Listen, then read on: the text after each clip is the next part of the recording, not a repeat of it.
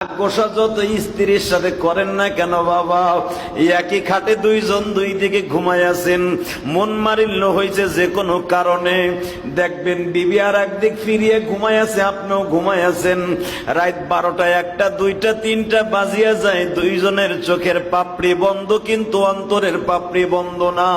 কারণ কি জানো নি? ক্ষোভ আর রাগের মধ্যে দুইজন সারা রাত কাটায় দেয়। আমার আল্লাহ এই জন্য বলেন, স্বামী স্ত্রী যখন রাগ করে দুই দিকে ঘুমায়া যায়, দুই দিকে শুয়ে যায়, তাদের মাঝখানে একটা গজবের ফেরেশতা নাজেল হয়ে যায়, গজবের শয়তান নাজেল হয়ে যায়। এ আমার বন্ধুরা, কেন আমার আল্লাহ বলেছে জানুনি?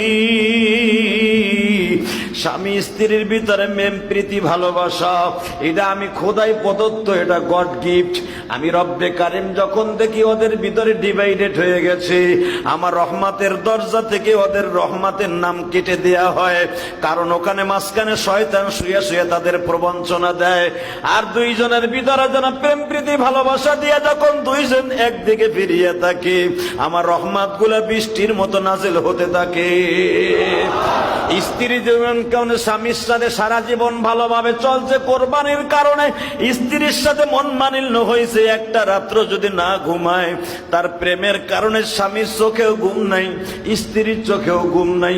বড় বড় নিঃশ্বাস ছাড়ে আর বলে, বিবি আমার এত বড় একটা গালি দিতে পারলো। স্ত্রীও কয়, তুমি আমার এত বড় একটা কষ্ট দিলা। দুইজনের মনের ভিতরে যেরকম ধাউ ধাউ করে প্রেমের আগুন জ্বলে, অভিমান